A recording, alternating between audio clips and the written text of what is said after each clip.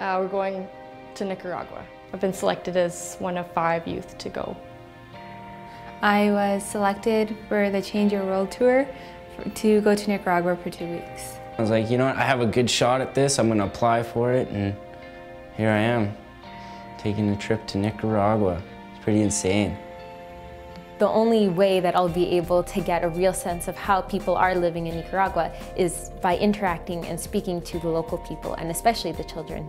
We spent the night at the hostel and like all of us just clicked. Everything just meshed from there, so lots of chemistry in this group. It's going to be a trip focusing on social justice, and we're going to learn about international development. I've never left Canada, so this is my first trip out. I'm just really excited to challenge myself. I'm extremely excited. I can't wait. I think it's going to be an amazing opportunity.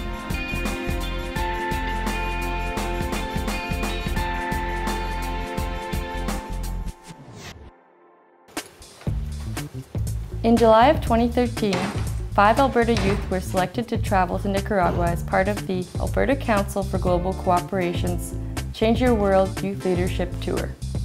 We didn't know what we were getting into, but we were all glad to be selected.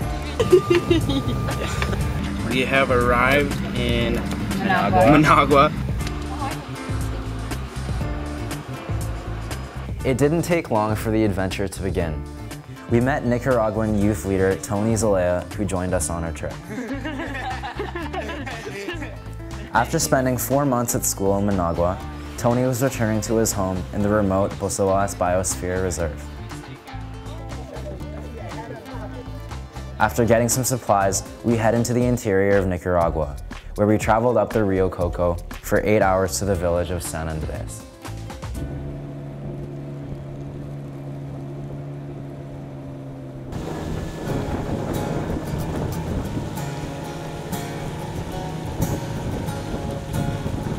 People that I'm with, like even a couple days ago, we weren't talking much to each other, but now there's like a really great sense of community and a great sense of family.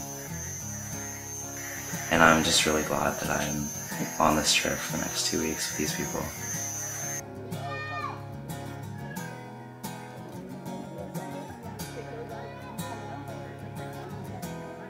In the small village of San Andreas, we were hosted by representatives of Change for Children, an Alberta organization that partners with local communities in development projects. Change for Children sponsors eco-stoves in Nicaragua. These stoves are more efficient than traditional stoves, so they burn less wood. Burning less wood means fewer trees chopped down and also saves families the time and the money needed to get firewood. Ella ahorra 60% de la leña que consume aquella. Also, these stoves have chimneys, so the smoke goes out of the house, improving the family's health. The smoke got into the house while they were cooking, and especially with the kids because they were always with the women, and it got into their lungs, and it was really bad for them, and the effects of that smoke was worse than for someone who is a smoker. Basically, this is kind of like a demonstration garden. This is actually part of our food security project. We also learned about food security, which is a big issue in a remote place like Bosoas. The climate is changing and weather patterns are less predictable for farmers in this region. Change for Children works with local farmers to figure out what new food plants can grow best in the changing conditions. Bueno, el clima de nosotros para acá en nuestra zona donde estamos, el clima de lluvias se ha aumentado bastantísimo, muy bastante la lluvia. Porque al arrancar la lluvia en junio, todo este julio, puras lluvias y muy poco nos deja salir a trabajar al monte a nosotros. Si hay solo de lluvias, vamos seguros también a la pérdida.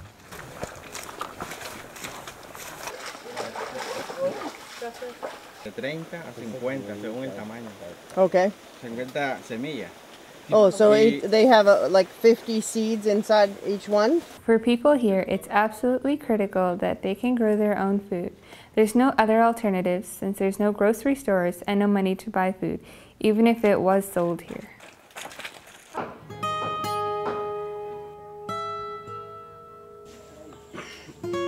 In San Andreas, we were introduced to several families. It's not an easy life for people in this remote region. Some of the children we met showed signs of malnutrition and parasites. The difference between how most of us live in Alberta and how people of San Andreas struggle had an effect on all of us. We went and we got water this morning, which was amazing. It's really treacherous, and they do this about 24 times a day.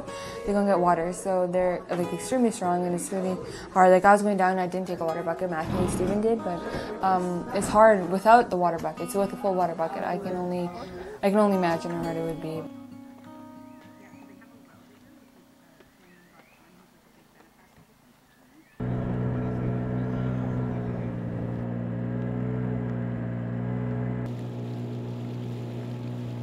We got in the boats again and went a few kilometers to visit Tony's family.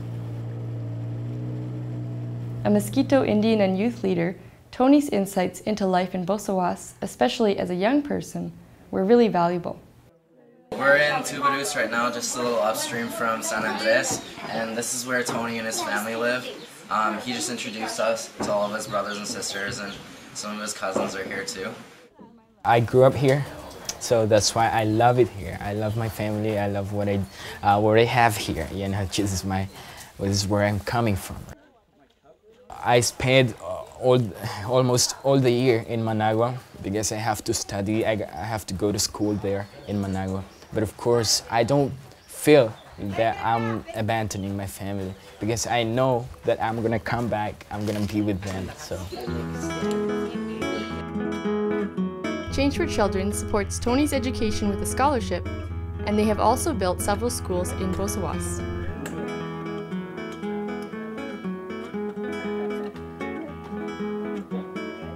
This experience, I'm actually loving it because I've been tuning into my journal writing, and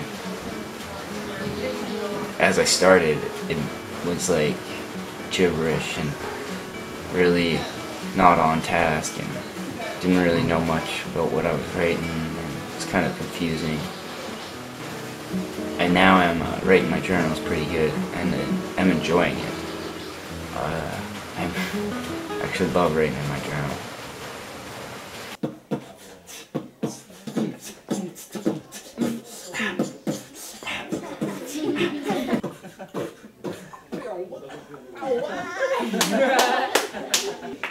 We'd spent 3 days in San Andreas learning about Change for Children's development projects, learning about the effects of climate change, and hanging out with the local kids. We were very privileged to be welcomed into this community and to learn so much about life in San Andreas.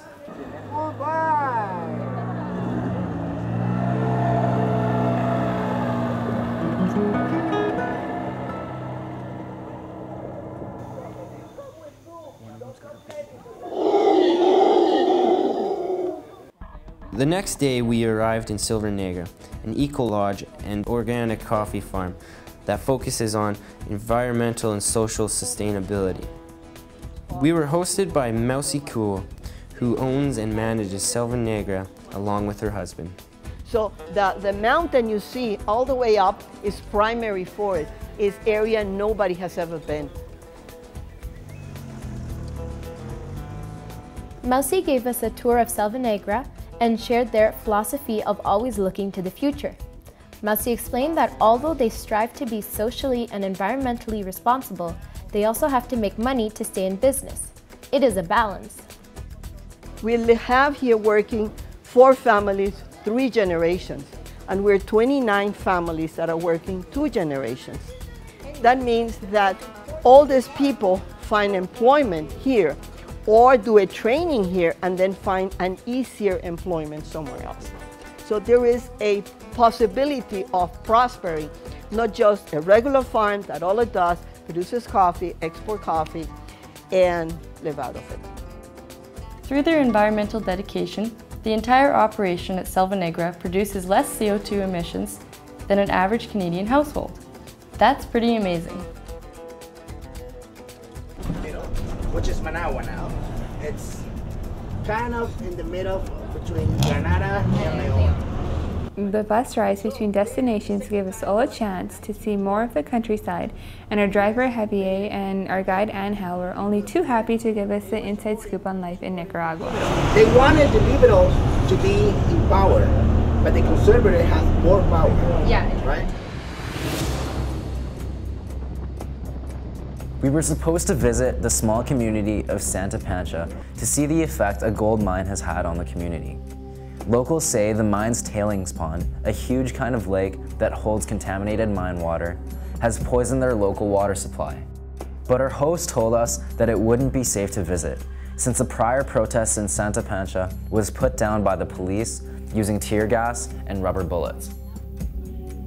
Realmente, en sacando su objetivo ellos, no le importa que la comunidad o el pueblo en sí mismo, el pueblo de la mina de Limón, ya ha sido dañado en la estructura, en tantas cosas, ¿me entiendes? El agua. La empresa no se responsabiliza nada. Ellos solo lo que vienen es cierto que al gobierno le pagan una concesión, pero esa concesión va al gobierno y los perjudicados somos el pueblo. Yo vivo al otro lado de allí, de esa pila. Las aguas están contaminadas y no pudimos hacer nada por esa presa. Y ya las aguas toditas están contaminadas, los pozos. Estamos enfermos. Y esta gente no pretende pues ayudarle a uno en nada, aunque ellos vendan el oro caro. This is a community that has lost most of its clean water because of the mine. Other community will depend on water, so if you don't have water, it's like you're pretty much in a big trouble. So.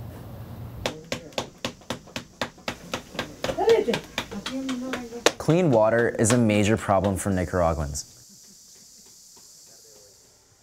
We went to the community of El Bosque to see some more of Change for Children's work. They support an amazing water project where local communities take responsibility for organizing their own wells.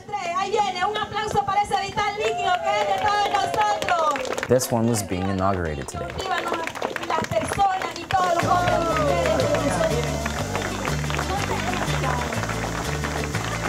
Not only does this mean a clean source of water for the community, but it also means women don't have to hike to get water for their families, and leaves them a little free time to pursue Nicaragua's favorite pastime, baseball.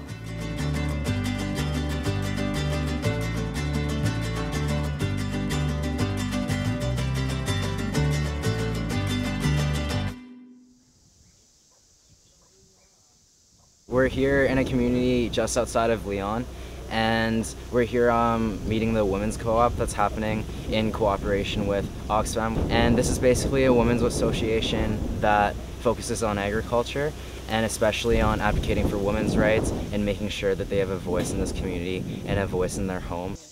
Oxfam Canada promotes gender equality in Nicaragua.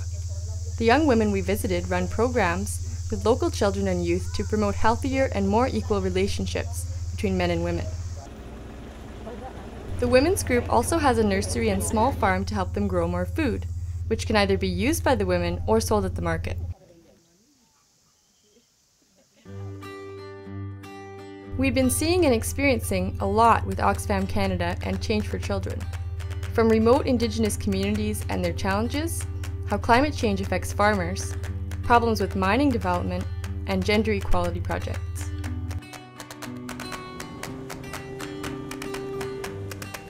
After nearly 2 weeks in Nicaragua, the 2013 Change Your World Youth Leadership Tour was coming to a close.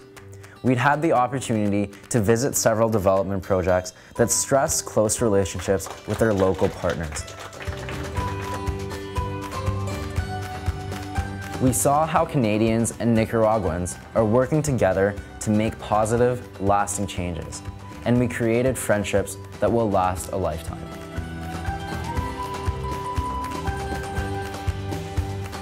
It was life-changing, I would say. I feel more connected, I think, to the rest of the world. Well, when I first got there, it was like the most amazing experience ever, and it just went uphill from there, really. And there was a lot of opportunity to learn there, and there was so many people willing to share their knowledge with us. A lot of it's gotten me thinking lots about what I want to do in my future. Overall, we found out that Nicaragua is having some pretty tough issues. To see a whole new world and to experience a whole new culture and to learn about climate justice and social justice and climate change and how other people are impacted by what we're doing daily, and just to learn about the lives of so many other people. It's really inspirational. It's really changed how I view the world. When I applied to this trip, really, I didn't realize how life-changing it would be. Going away for 2 weeks of my life, it didn't seem as significant as it does to me now, because I don't think that I'm the same person that I was at the beginning of the summer. Someone who is applying for this tour needs to understand that it's not a vacation. You're gonna be working and you're going to be learning a lot. And it's not something that you should take lightly when applying for this, because you are going to meet people who are gonna change your life.